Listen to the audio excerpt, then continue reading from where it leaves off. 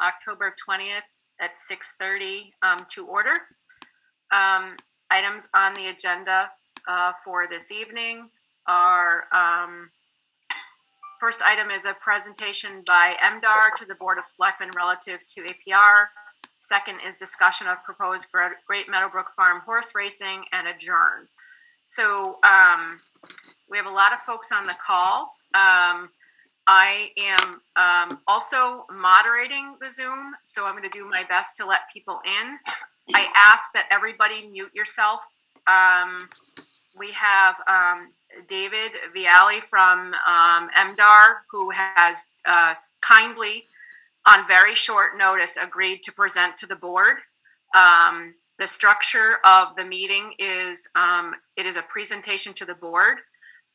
We are not going to entertain comments from the public during this meeting. If you have comments, David has generously agreed that you can put them in the chat, and we will follow up at a future time with the answers for you all. And we hope you respect that and use that method of communicating. I will not recognize anybody for comments. I'm putting it out there so everyone knows and expects how this is going to run. So we are very, very fortunate to have David and actually some other members of his team that are on listening. David is the agricultural program supervisor for the division. He's got a very long title, but he's a bigwig with MDAR is what we'll say. He's a supervisor with MDAR. We're very, very lucky that he's here with us. He has put together about a 15 or 20-minute presentation that will hopefully answer some of the questions that we all might have relative to APR and how it works. So without further ado, David, welcome. Thank you for joining us tonight on such very, very short notice, and we look forward to your presentation. Yeah, thank you very much. I appreciate the invite and opportunity to be here. I'm just going to share my screen. I've got some slides that I can put up to help people follow along the presentation. And then this is completely available if you want to make it available for folks, and I can also do the same after the meeting. So let me just share my screen.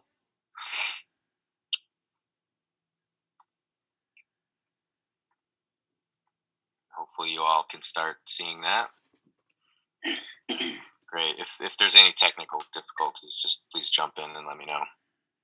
So yeah, thank you again, and thanks for joining in this meeting. My name's David Viali. I supervise the APR program.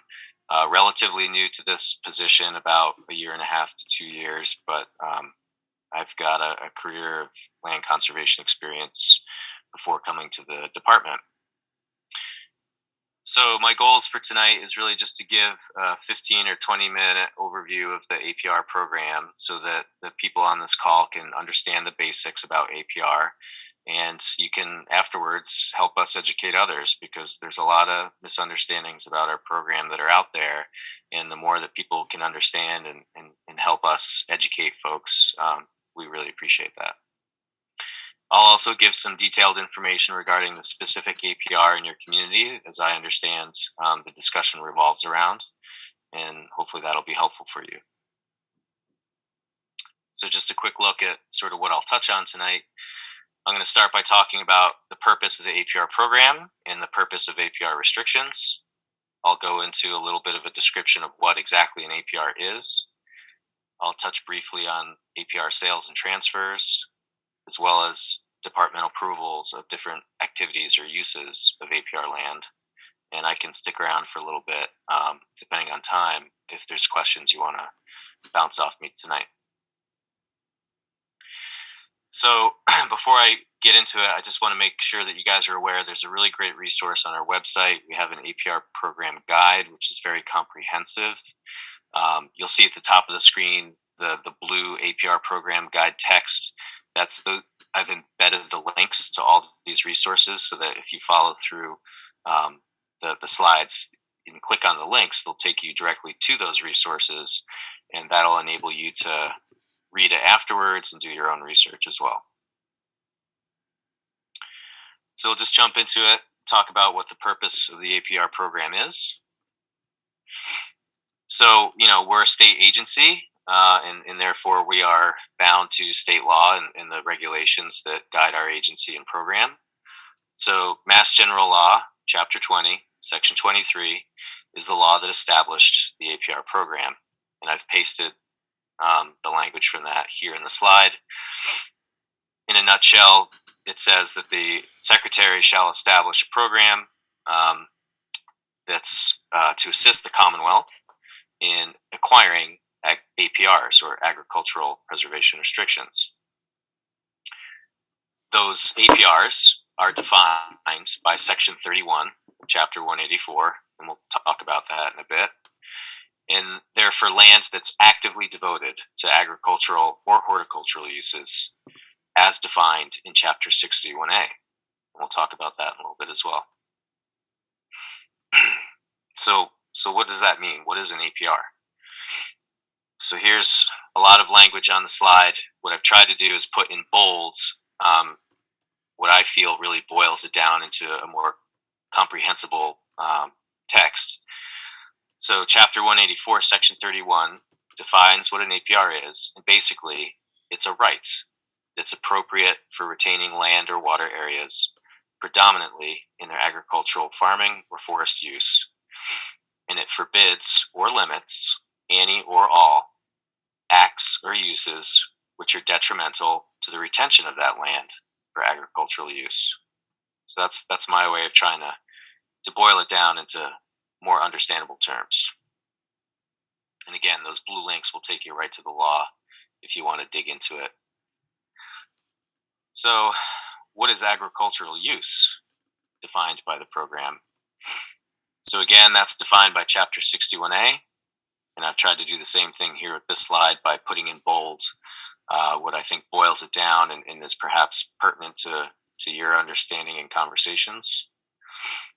So agricultural use is defined as raising animals, and the law gives a few examples, and some of those examples includes horses and ponies. And the raising of those animals has to be for the purpose of selling those animals or a product derived from them in a regular course of business. That's the basic definition of agriculture. Horticulture has a very similar definition. Agriculture is for animals, horticulture is for plants. That's a lot of legalese, so is there a simpler way to understand what an APR is? I'll try to give you my best shot at it. Basically, you can think of it as a contract. It's a document, and it's a public document that gets recorded at the Registry of Deeds.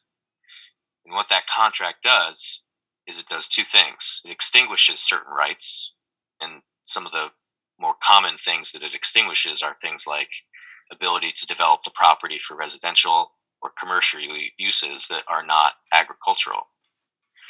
In addition, many APRs limit the resale value to agricultural value, but not all of them do.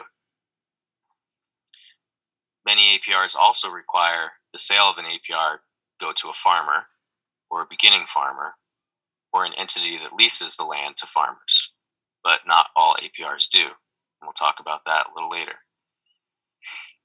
In addition to extinguishing rights, it retains rights for the landowner, such as being able to use the land for agricultural or horticultural uses. Commercial activities that are non-agricultural can be requested and approved by the department, or if there's another co-holder, they can approve it, and we'll talk about that in detail later. Also, if there's a request to build certain structures for agricultural uses or improvements to the property, those are things that would require approval by the department. So in exchange for giving up some of these rights, there are cash payments sometimes made to the landowner, which is based on the appraised value of the restriction. So we purchase the restriction from the landowner. Or the landowner could donate that restriction or sell it for less than what it's worth. And if they do that, there can be potential state or federal tax incentives for that landowner. It's a voluntary action that the landowner voluntarily chooses to enroll their land and permanently protect it in APR. They retain ownership of the land. The restriction is intended to be permanent, and therefore it runs with the land, which means it applies to all future owners. The enforcement responsibility of the restriction can go to the department, MDR, but it can go to a municipality, or maybe a land trust, or the federal government, or it can be some combination of all the above. It really depends on the APR. There's a lot more information about these at these resources that below in blue. Mass Woods is a great website that's put out by the UMass Amherst. The Massachusetts Land Trust Coalition is also a great resource. The Land Trust Alliance is the national organization for land trusts' best practices and standards.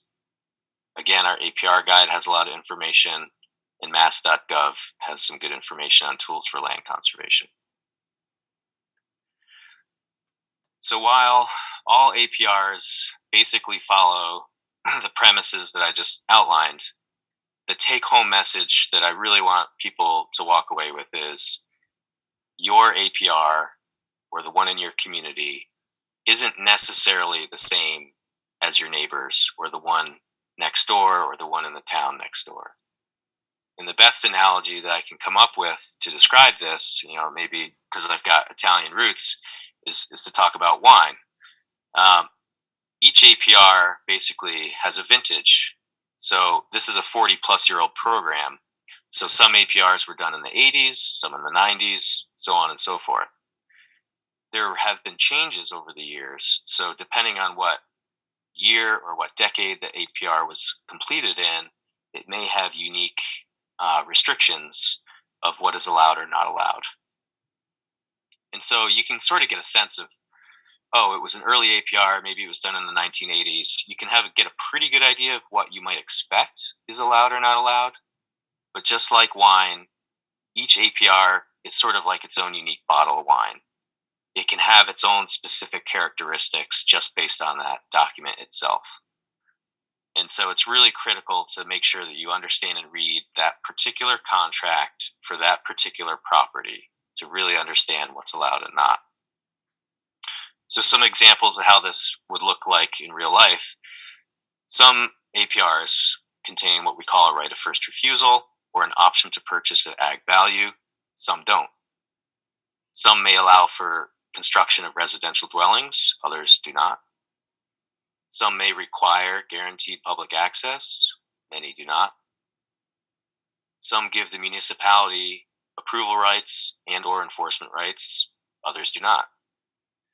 And some include the right for the federal government to enforce the restrictions, and others do not. So those are just some examples of where it's really important to make sure you're looking at the specific document for that specific property. So with that in mind, for this particular APR, which I understand is under discussion in your community, we refer to it as the Goodfield-Chester APR, located at 288 Bar Road. Again, that's a public document, can be found in the Worcester District Registry of Deeds. And looking at that, I haven't cleared this 100% with my legal counsel, but I'm pretty confident in saying, in looking at that document, the enforcement rights are solely the department's. So in other words, the federal government doesn't have any enforcement ability. There's no role for the municipality here or a land trust, etc. It's purely the department's enforcement. There's also no right of first refusal or option to purchase at ag value. That means the owner can sell the property to anybody for any price at any time. There's no rights for additional residential dwellings beyond any that may exist. I haven't dug into the file to see if there's any that currently exist on the property. There are rights to request construction of labor housing. That, again, requires department approval. There are rights to request construction of agricultural structures or improvements. again with approval from the department. I didn't see any guaranteed public access rights in this APR. And as with all APRs, there's the right to request a special permit for non-agricultural uses. Again, that requires department approval. Sounds pretty complicated. So why do we have these APRs? Why do we do it? Well, there's a lot of public benefits. The state of Massachusetts, as well as the federal government, recognizes the many public benefits of land conservation, including agricultural conservation. There's a lot of social, economic, and environmental benefits, and there can be benefits to the landowners who enroll their land in conservation. As I talked about earlier, they can get financial benefits through tax incentives or cash payments. It can help them in their estate planning or maybe their operational succession planning. And some people just do it for philanthropic reasons. If you want to learn more about that, and I encourage you to do so because the public and private benefits of land conservation are very great. Here are some more resources that go into that. Again, the UMass Amherst Mass Woods website. The Mass Land Trust Coalition has come out with some really great publications on the value of land conservation. Our APR guide discusses it, as well as mass.gov has a page on the benefits of land conservation. I just wanted to provide this map really quick as a visual to show you. It's a couple years old, so it's a little outdated, but it gives you a good idea of how many APRs we have and where they're located throughout the state. So we're approaching 1,000 APRs. Hopefully we'll eclipse that in the next year or so. And we're approaching about 75,000 acres conserved agricultural lands total. And the green dots on this map represent each individual APR and where they're located in the state. So let's talk about approvals of different activities on APRs. So remember, the APR it's a document, basically a contract, which extinguishes certain rights, but it also leaves certain rights and leaves room for approvals of certain things. Again, non-agricultural activities can be approved through a special permit, and building or installation of structures or improvements can be approved through a certificate of approval. So let's start by talking about certificate of approvals. I've put a link there in blue to our regulations, which describe the requirements as well as the process, and we'll go through it here. Unless the APR document says otherwise, a COA, certificate of approval, here are the minimum benchmarks that would need to be met for the department to approve it. The impervious surfaces cannot be greater than 5 acres or 5% of the APR property, whichever is less. The activity will minimize to the fullest extent possible the loss of quality agricultural soils, and it won't interfere or lead to the likelihood of future interference with agricultural operations. Those are the minimum benchmarks for us to say, yes, we can approve that. So here are some examples of things that we commonly approve through a COA: barns, greenhouses, farm roads, run-in shelters for cattle, stables, trails, retail stands, labor housing, pack and wash buildings for vegetables, storage coolers, wells, irrigation, and alternative energy. So this is what the process looks like if someone wants to request constructing a structure or an improvement on an APR. And this again is outlined in our regulations. The owner has to make an application to the department. We then have 90 days to review that application, and either we approve it or we deny it. If we deny it, the landowner has the right to request a hearing before the ALPC to essentially appeal that decision.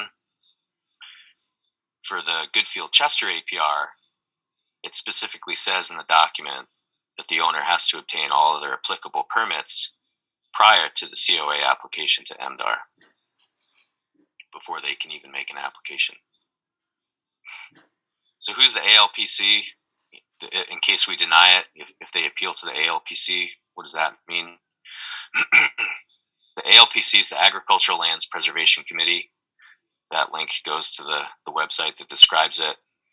It's comprised of 12 members, as outlined here.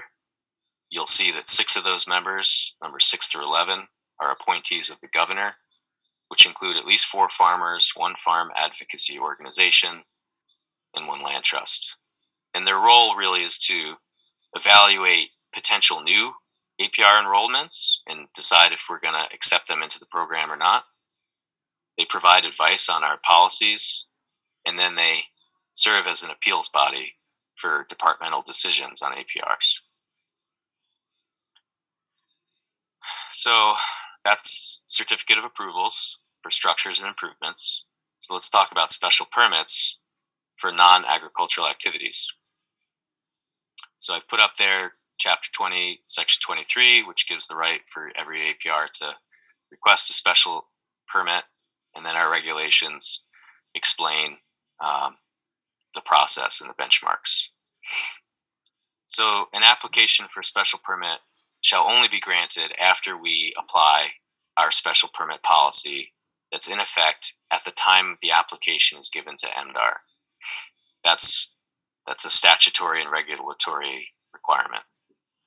I bolded that because policies are subject to change, so it's something to be aware of. And currently, because of a lot of public feedback that we've been getting over the years, we have been reviewing this policy prior to this topic being brought to our attention. And there's a likelihood that policy, there will be a recommendation to make changes to that policy within the next 2 to 6 months. We have to go in front of the Agricultural Board, the ALPC, as well as APR landowners. It will be a very robust public process, but I just want to make you aware that that's something we've been working on for a long time now, and that's coming likely to a near end in the near future. So what are the requirements under the current special permit? Under the current special permit system, the regulations set minimum benchmarks, but the policy can be more strict. The minimum benchmarks set by the regulations are that the parcel has to be an active agricultural use. The activity being proposed has to be minor, ancillary, and subordinate to the use of the APR.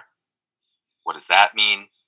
You can look to our special permit policy, and we have different benchmarks that explain what that means. Thirdly, the uses and activities being proposed have to be consistent with the purpose of the APR and shall not defeat or derogate from the purpose of it. Again, what does that mean? If you take a look at our special permit policy on our website, it goes into more detail on the benchmarks that need to be met for that. Also, the request has to be limited to activities that don't require any new construction. Currently, by regulation, the maximum duration of a special permit is up to 5 years with the opportunity to renew. And then we can always revoke it if we find that there are detrimental impacts happening. So some examples of special permits that we see quite frequently: weddings, different types of festivals, various types of races like cross-country races or marathons or an obstacle course race, different parking for different events, storage of materials temporarily for equipment. So like if the utility company is doing a project, they might store some utility poles on a farm for a while. Non-agricultural uses of existing structures. So if they're not using an existing structure on a farm, they might rent it out for something else like yoga or kids camp. Camping on the APR, renting out existing dwellings if they're not using them. We've approved horse events in the past, specifically on this particular property. We've given special permits for the over-the-walls horse trials, and lots of other various 1 or 2 day events that have things like vendors. So those are some examples. This is what the process looks like. It's very similar to the certificate of approval. The owner has to make an application to the department. We have 90 days to look at it. We either approve it or we deny it. If we deny it, they have the ability to appeal to the ALPC. So again, a lot of the information, I know this is a ton of information for everybody to digest all at once. A lot of it can be found here in this program guide, as well as the various links that I provided through the presentation. And I think I'll stop there and would be available for questions if there are any. Thank you, Dave. I think for my own questions in my mind, I think your presentation was on point with a lot of the questions that the board might have. And again, appreciate that you took the time on a very, very short notice to be with us and to give us such a great presentation. I know for me, I thought I knew a lot about APR, but clearly listening to you, I know very little. So I think it's great that you were able to provide such a detailed discussion of it. We will make the slides available to everybody after tonight's presentation so that you can refer to them. I did put a message out in the chat for several of you joined after Dave started. So just for purposes of introduction, for those of you who joined late, David Viali is the Agricultural Lands Program Supervisor with MDAR, and his slides will be available after the presentation. The board asked, or he graciously and agreed to join us in our meeting tonight for questions and a presentation for the board. So Kelly or Rob, do you have any questions for Dave? No, I feel like some of the things that I wondered about, how this could actually happen on this land they were all covered in this presentation, and I had actually read it before so Dave was able to just kind of add a little bit more to it for me. No, I do appreciate his time, and I thank him for trying to clear the air with some of these questions.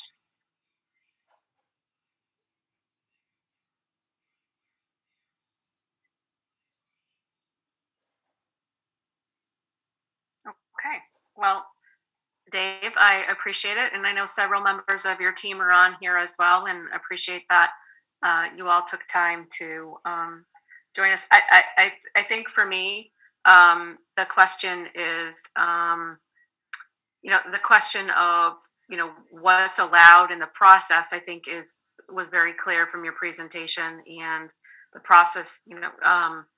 Clear from this is the board has no local control over what happens there, that it's through your jurisdiction and through a specific process. And interesting to see that prior horse events have, which obviously is, as you know, what we're here to talk about tonight, have been approved by your agency. So that's good to know. I do have questions coming in the chat.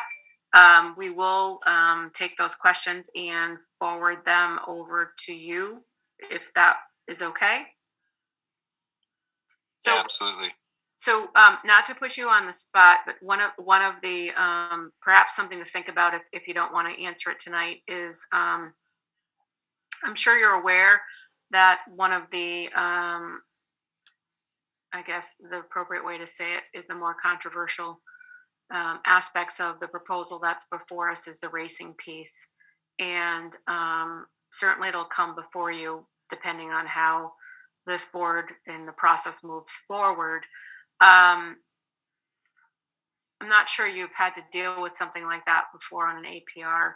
Can you give us any idea of or any insight onto how that might work, or what the thoughts are with regard to whether that fits in with the use or not? Sure, I can touch on it as best I can at this point in time. Okay. It's a very unique proposal. It's certainly new for me.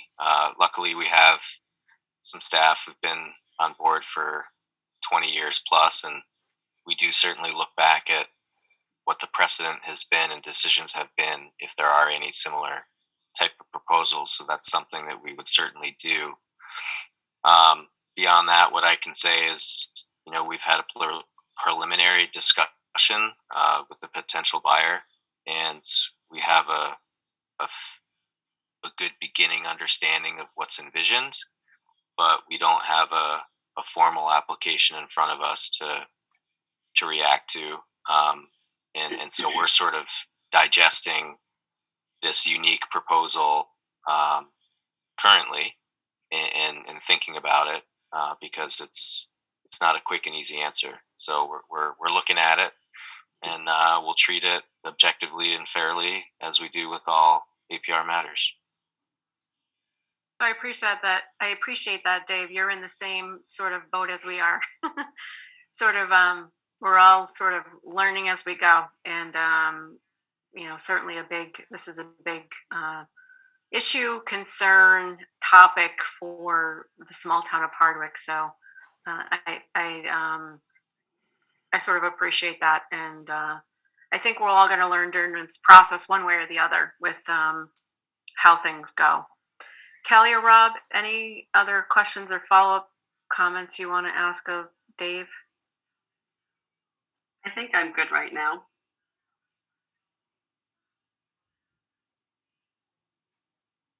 I'm all set. Thank you.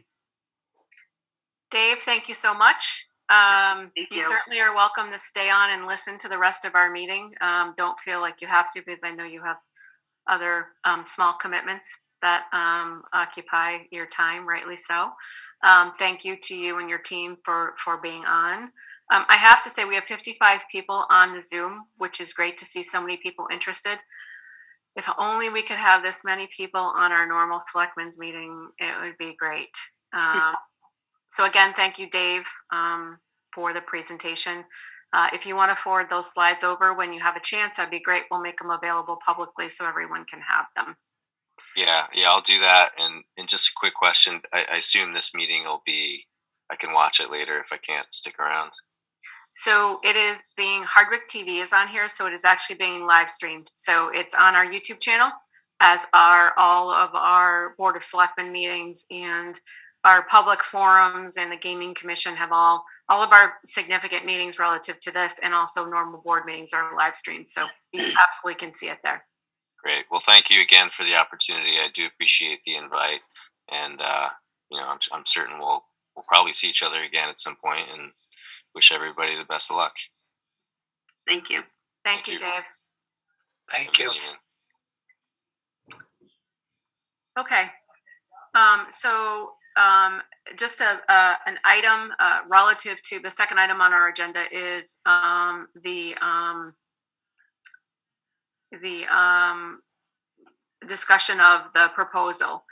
It's been brought to my attention that if we intend to vote on this, Rob, Kelly, we should publicly state that here, because it should require 48 hours notice on our agenda. Mm-hmm. So what that means is that if we make a motion to or discuss that we are going to vote on this proposal on Monday night, if we think we're prepared, we should say it as soon as possible, because we really need to put it on our agenda ASAP, so that we can, so for example, if we decide that we're going to address this and vote on it Monday night, it is now 7:05, we would take it up on our agenda at 7:05. So what is the feeling of the group relative to whether we're ready to entertain a vote on this on Monday or not?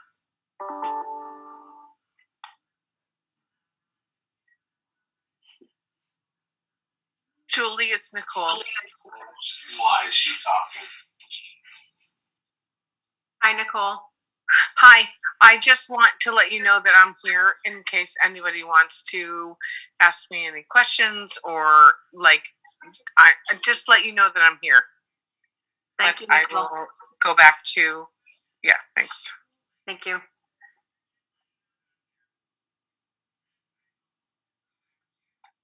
Rob, I think I muted you on accident. I apologize. All right. I suppose even if we stated tonight that we were going to vote on it on the 24th, and we decided not to, we still have that option too, correct? Yes.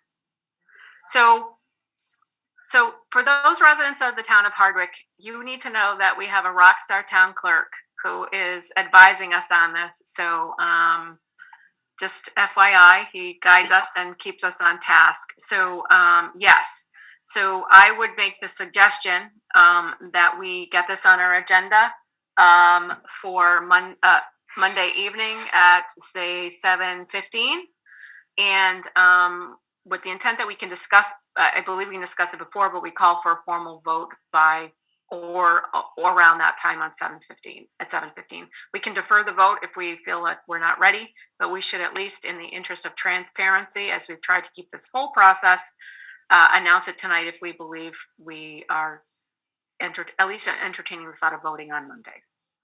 I would be okay with at least posting it and having that option. And if we wanted to defer it, then so be it.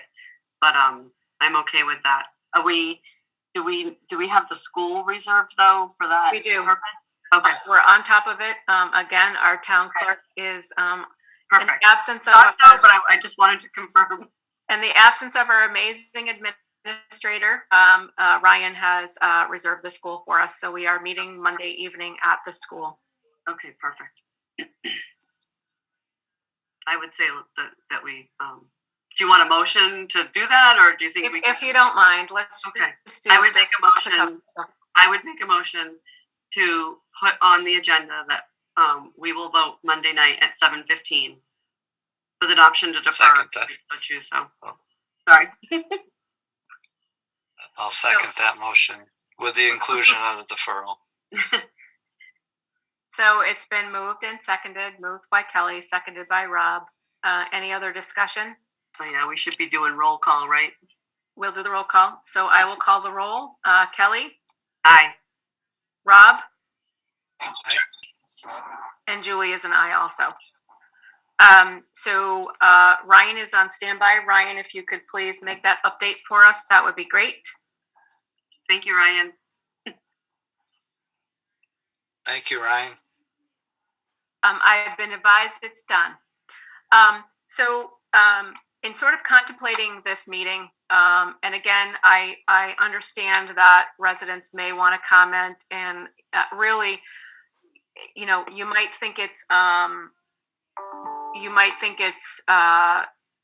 perhaps unfair of us not to entertain public comments. We've had 2 public forums. We've had the forum with the Gaming Commission.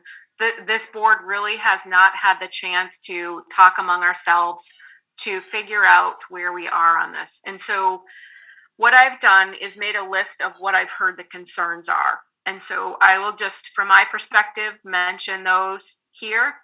Kelly and Rob, feel free to add what you think what you've heard that I may have missed. So let's be clear. I've posted on the virtual comment. I just want the folks watching this and here to understand that after the hearing the other night, we received more than 400 emails relative to PETA advocates. It's actually up to 515. Okay, so we are receiving a lot of noise outside of our community. And so you sort of have to understand that if we're not acknowledging your emails or responding, we have got a lot to deal with. That's just on the email side. We're also all getting phone calls. So we understand what your concerns are, and I've written them down, but Kelly and Rob, if you've been able to, pick up other, things that I've missed, please, let's just get the list together of what we understand the concerns are. So I have parking, I have infrastructure, I have noise, I have the monetary impact to the town, positive or negative, crowds, the location vote, which is what we're talking about as a group, crime concerns, alcohol issues, APR concerns, animal cruelty. What else am I missing that you folks, the board, understands the issues are or the concerns are that we should be looking at as a group? Just total, having any control over the project as a whole. I think people are concerned that, once we say yes, we lose control of that. Rob? I think quality of life for some people. Okay. One of the things that has been mentioned by the proponent is their willingness to fund police details, whatever needs to be there. So I think we also sort of need to look at what the impacts might be to our local services. And everything. Roadways. That's sort of in the infrastructure. I didn't say it, but like roads, impacts on town departments.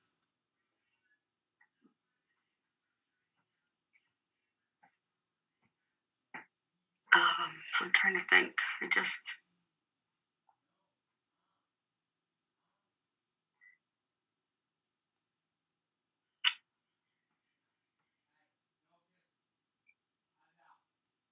I think those touch on the bigger things. I noticed someone just added in the chat about, neighboring communities. People are concerned just even about that. And that's true. I have heard that from several folks.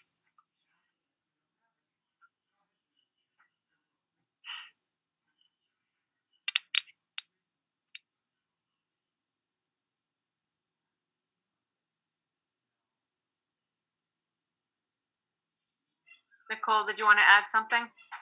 I would just, I would just like to add, as a manager and, in my industry, that we don't necessarily take so many, the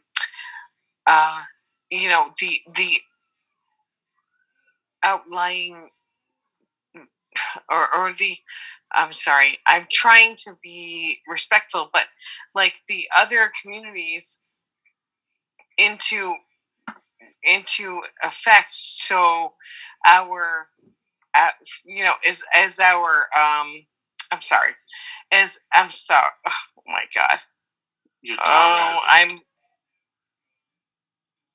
So Nicole, if you want to text it to one of us, we will be gladly. I keep getting so. So for those of you who don't know, Nicole is on vacation, so she's on London time, so it's very, very late there. So Nicole, if you want to text it to me or Kelly or anyone, will certainly bring your concerns forward. And as a kudos to Nicole, she's been on vacation for the last few weeks, and she has been on top of this issue and the sewer issue that is facing the town. So I think you couldn't ask for any more dedication in someone. So I think what she was trying to say with regard to neighboring communities, and I don't want to speak for her, is that yes, it's a concern, and we need to certainly understand that. Keeping in mind that our charge is Hardwick, and making sure that Hardwick is absolutely is our primary focus. Although not discounting the concerns of our neighbors, we have no control over that. We have control over what happens in Hardwick.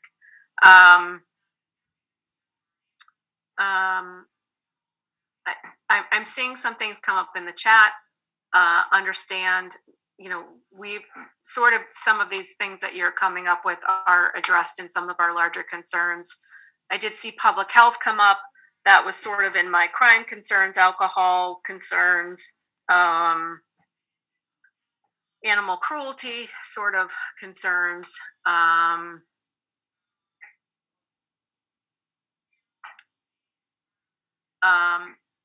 seeing some discussion in the chat about timeline. Let's be clear. We're aware of what the timeline is for the applicant, but we are also doing our due diligence in making sure it's clear that we are on our own timeline. I will mention to Kelly and Rob that I've been in contact with legal counsel for gaming, and making sure that we understand their position, their timeline, what our vote does in terms of a timeline for them. And we are in close contact to understand what the impact of our sort of votes and roles is on the process. Anything else, Kelly or Rob, that you think I've missed? This isn't an inclusive list. It's a list sort of of the major concerns that we've heard.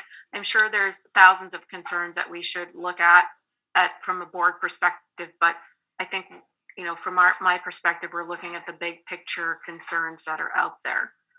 Can I just add that we've also heard positive things about this whole project just as well.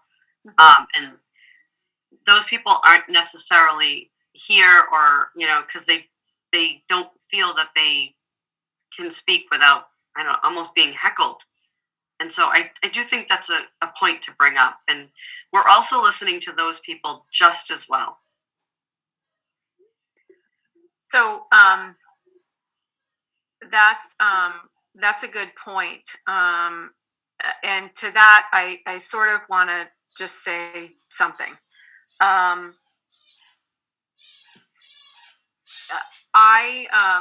We were fortunate to have the Gaming Commission come to our community. And you may or may not like what I'm going to say, but I was extremely disappointed by the behavior with booing the applicant. My personal opinion, we all have our opinions about the process. What Hardwick is respectful, and that, in my opinion, was not respectful. I understand we are crystal clear, the 3 board members here are crystal clear that there are people for this and there are people against this. Our job is to sort through all of the comments that we get and your feelings and make the best decision we can for the community. But we've all treated you folks with respect. You have treated us with respect. People that come to town deserve to be treated with respect, whether you like their proposal or not. And very disappointed that we exhibited that behavior in front of the Gaming Commission. That's all I'm going to say. I had everything I could do to restrain myself from jumping out of my seat when that behavior happened. For the head of the chair of the Gaming Commission to ask our community to pause, to me, was embarrassing. My opinion, you have other opinions, certainly. I just felt like I needed to say that. That's my own opinion. Kelly and Rob can comment or not comment, but honestly, as a community, we're better than that. And I understand that this is important to a lot of you. Kelly and Rob and I understand that this is significant, not discounting anything. We're just asking that, we respect everybody that's in this process. That includes us. That includes the applicant. It includes everybody in this process. So, again, just my opinion. Take it for whatever you'd like. In the chat came up disturbance of the peace. I did not have that. I had noise. So that would be, I think, under that particular item. So we have this list before us. Let's just recap what's on it. Parking, infrastructure, road impacts to local departments, noise or public disbursement, the monetary piece, crowds, crowd control, the board's, vocation, vote on the location, crime and alcohol concerns, APR concerns on whether this is allowed or not, animal cruelty, control over the project, whether we lose control, local control, quality of life, and I think that's what I saw or heard. Anything else?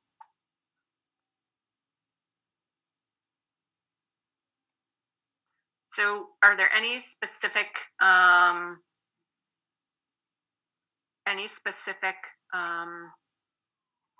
items that you guys want to talk about? Do you feel like you have all of the information you need on all of these topics, or any other concerns that you have relative to?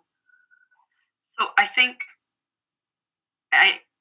we can honestly say that we probably don't have all the answers to all of these questions, because we are navigating through very new waters. And the process of that would be to make sure that if this were to happen, that we made sure that all the processes and all the, the traffic control study and how we're going to navigate traffic and the list goes on and on and on. Those things all have to be addressed, whether it's a host community agreement or, I think those things get addressed as we navigate. I don't think that we can sit here and, I'm speaking for myself, I guess, but I don't know how we can sit here and say we have all the answers or know all this. We don't. This is very new to all of us.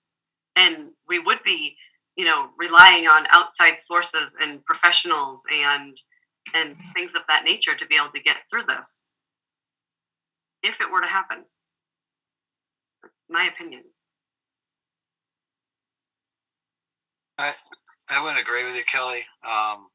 There's some stuff that, when I understand, we really can't deal with till we get to the next step, or we don't take the next step. That's that's up to us, I guess. There are a few things on this list that are obviously outside of our control. The way people treat their animals. I mean, let's face it, we can't change that part of the world. The impact is real, though. I believe is going to be real on some of the people in town, and I guess the host community agreement. If we go that far, that's when we're really going to have to get people involved in what they're willing to accept or not. I mean, some people I know are an absolute no matter what, no matter how. The problem is, I'm with you guys. I hear a lot of, we want this in town. So I don't truly know what the split is in town. And from what I understand, I asked if we could just do a vote of the public, and it was pretty much said that the best way was for us to move it forward. And if the town decided they wanted to vote themselves, was to do a petition and try to change our vote. So it kind of takes that up. It seemed to have taken that away from us to even go that route. So I feel like I have quite a bit of information. There are a couple small pieces I'm trying to read up on to get some clarification, but I mean, I'm still listening to people's input every day, as probably you two are also. So I guess I'll say, just to put it out there, we have a few options. We have two options. We can vote yes or we can vote no. Voting no kills the project. The gaming commission goes no further. They need our vote to move this forward. Voting yes moves us forward and allows the town residents to put their petition forward, and allows requiring us to reconsider our decision. If we still uphold our yes decision, allows for a special election to allow the town residents to say how they feel. As mentioned by Kelly, there are many residents who are afraid to come forward and afraid to voice their opinion because of whatever their fear may be. The special election will allow people to voice their opinion and really let the democratic process rule on this. And so I think that's something we need to consider as a group, that if we vote yes, that could be the way the process goes. And so a lot for us to consider between now and Tuesday.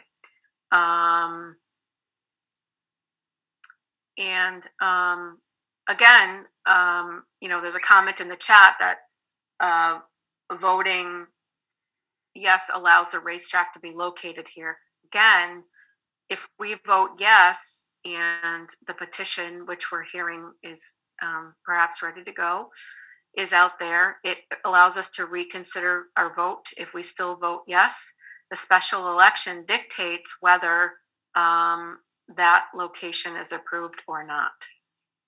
So again, those are the decisions that we individually have to make before Monday. We don't have to vote on Monday. We can delay the vote on Monday if we don't feel we're ready. And again, I'm seeing comments in the chat relative to it's on their timeline, not our timeline. We set our own timeline. And if we're not ready by Monday, we're not ready by Monday. We're ready to vote when we're ready. But we're trying to at least put some things in place so that we can move forward with this process. Honestly, the board has a lot of projects going on at the same time. The sewer is a significant project for the board that is continuously ongoing. We need to come to some opinion decision. If the decision is that we're not ready to vote on that, fine. That's something we'll discuss on Monday. But that's something that we need to determine as a board. We need to put timelines on things for our own selves to move things forward. So let's just be clear on that. Anything else that you want to discuss, Kelly or Rob? I don't think so. I want to take some time and process this APR and maybe do a little bit more of my own research on that. And I have a couple of other things that I am also trying to, read up on. I assume legal counsel is available if we need to reach out and, grab an ear in the meantime. Absolutely, Kelly. Always available. Thank you, Alex. So, Alex, from a legal perspective, I think I know the answer to this, but the question's been asked: is it a majority, or is it all three, or is it just a majority? And I believe the answer is it's a majority. That's correct, Madam Chair. Majority. Okay. Is there anything, Kelly or Rob, that you feel you want more information before Monday that I can facilitate getting? Not that I can think of right now, Julie. So, I'm sorry, Rob. Was just trying to think. We do have all the answers to all the questions. Alex sent those already, correct? To like the questions that came up in the hearing. He did send the FAQs. One of the things we did not, I don't believe we that's a good point. Thank you for reminding me. I don't think we've acknowledged receipt of those in a meeting so that we can publicly post them. I don't think that we've done that. Kelly and Rob, did you have a chance to review those so that we can get those posted? I don't believe they've been posted yet. I thought they had been, Julie. I don't know, Kelly. There's a lot. I could be thinking of other letters or other. Is this a 2-page document? Was that basically what we had, or was there more to this one? It was basically the chat, and Alex went through the chat from our last meeting. And Alex went through and put the comments. I'm not sure that we've accepted that and put that out for the public. I've definitely read it, so I have no problem, acknowledging it so that we can post it in case we haven't. Yes, I haven't. All right, that's the one I haven't read completely through yet. Yes.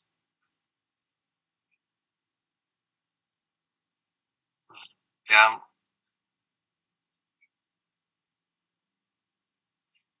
I'm okay with putting it out there. So I would make a motion to acknowledge the answer, the FAQ that Alex helped answer from the other night in the chat, and make that public to people. We can get that out there on our page and wherever else. Angie maybe can. Oh no, it won't be tomorrow though, unless we can maybe get it to Julie Marquette or something to post? I can make sure it gets out there tomorrow. Yeah, okay. I'll second that. Any other discussion on that? Hearing none, I'll call the roll. Kelly? Aye. Rob? Aye. And Julie is an aye. I'm seeing a lot of conversation in the chat about the draft host community agreement. So the draft host community agreement was received prior to, right about when Nicole went on vacation. It's not a public document. It is not available for public consumption. The board has not had a chance to digest it. It has not gone to legal counsel. We are in receipt of it, but we have not addressed it yet. That's where the host community agreement stands. So we have not acknowledged it because it's not ready for, it is in draft format. We have to go through and review it, and that will be done in a public session. It will be reviewed by Nicole when she returns with counsel as well. So you'll need to stay tuned for that. Robert, Kelly, anything else? So just the chat, we see all of the comments in the chat. We will address any comments. I will cut and paste the chat and make sure that we address any comments that are there.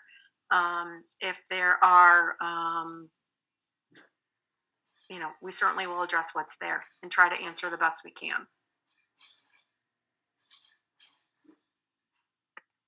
Anything else, Kelly or Rob? I don't have anything, Julie.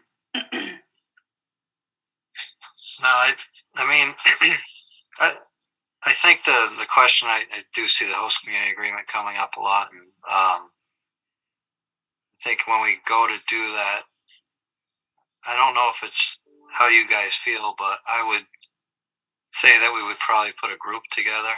I don't know how you feel about that, but my thought would be put a group together to help form that agreement, so it's more than just the three of us, and maybe we get some volunteers to help us with some of the issues that people want addressed in the host community agreement and how to get it worded. And I think that's that would be down the road. I don't disagree with that if it does come down to that, and we make it to that point. I think it would be great to have input, to, maybe form a committee or something. Yeah. 4 meetings. Yeah.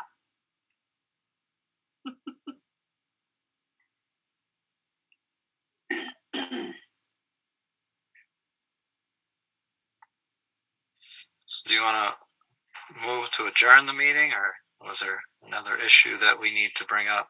I don't think so. I'm just sort of watching all the questions come up in the chat to make sure that we cover them all.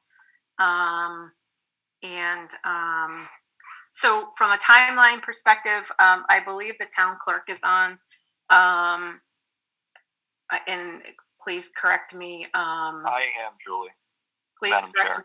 So just for purposes of the board, I have had discussions with the clerk.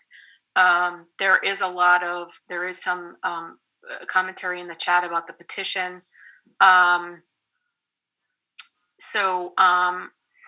From a procedural standpoint, Ryan, can you speak to the procedure just so the board is clear on if we choose to vote on Monday and our vote is a yes and the petition comes forward from the citizens, what we're looking at, timelines and such like that? Thank you, Madam Chair. So I just forwarded to the three of you, as well as Alex, a reply that I had received from the General Counsel for the Secretary of State's office. And I had asked her for some guidance. And in a nutshell, she stated, the statute is so randomly vague since it seems like they missed including a deadline by which a petition needs to be filed in a town. For cities, it at least references Chapter 43, Section 42, which requires a referendum petition to be filed within 20 days. I had been speaking with Council Alex after the meeting the other night, and Lauren Goldberg is obviously in KP Law, and she's also worked at the Secretary of State's office. So before I answer the question, that message, I'm kind of seeking permission for Alex and Lauren to get together to discuss this, because this is a first. And my interpretation of the statute is that if the board votes in the affirmative to approve the location, that 12% of the voters file a petition with my office protesting the action, that then you are to immediately, obviously, I think within the guise of open meeting law guidelines, but you're to immediately reconsider your approval. And if such approval is not rescinded, the question shall be submitted to the voters of the town at a special election, which shall be called by the Selectmen, and shall be held within 45 days of the submission of said petition. Such approval shall become null and void unless a majority of the voters voting on the same at said election vote in the affirmative. So my questions really are going to revolve around certification process, timeline, deadlines, and also the start of the 45 days window. Will it be when it comes to my office? Will it be when I submit it to you? So those are the things that I need to get clarified with legal counsel.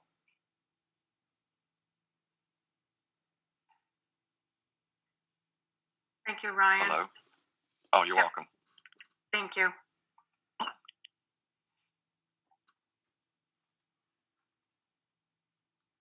So we understand the timeline and hopefully those folks on the Zoom understand the timeline who might be considering this course of action depending on the way that we vote. Again, the board is trying to be very transparent in what we do and how we're moving through this process, and just being sure that we're communicating all the information that we have. Kelly or Rob, anything else? Alex, is there anything else we should be considering while we're here contemplating Monday? Not that I can think of at this point, Madam Chair. I think you have all the issues before you, and certainly gone above and beyond, in my opinion, in terms of taking everyone's concerns into account. Thank you, Alex. Okay, Kelly and Rob, if we are set, I will make sure that before we, if your pleasure is to adjourn, I'm just going to make sure that I copy the chat so that we have all of the questions that are out here before us, and try to address them the best we can. Hopefully by Monday, but we will do the best we can. There's a lot of commentary here about the host community agreement should come before, and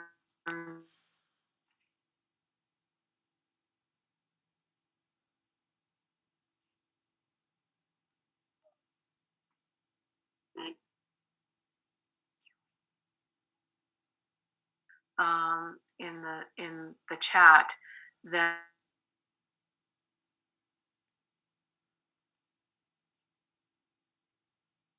Julie, you're freezing up.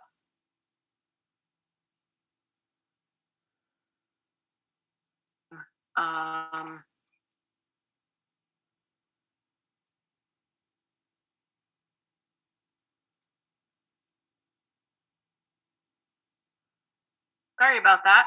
I'm not sure what happened. We spent a lot of time going through a host community agreement to, that's assuming, so the folks who are mentioning that, you want to do the host community agreement before we do the vote. The host community agreement is a moot point if we vote no. So I think that's sort of clear. We're spending a lot of time and money reviewing an agreement that if we vote no is not applicable. So I do like Rob's idea about a committee, and that's something we can certainly talk about. As in prior major issues that have come before the town, we've had committees to talk about that kind of stuff. So I absolutely agree that might be a good solution.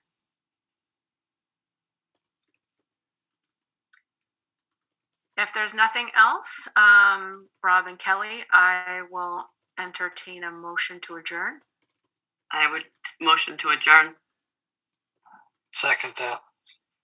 So it's been moved and seconded. I will call for a vote, but please don't leave after we vote. So Kelly? Aye. Rob? Aye. Julie is an aye. We are adjourning at 7:41, but also want to thank all of the people. We had over 50 people, 52 people, 53 people on the Zoom. Certainly want to say a thank you to Dave and his team for putting the APR presentation together fairly quickly. Again, thank you for all of your input. I have copied the chat, so hopefully we will respond to everything we can before Monday.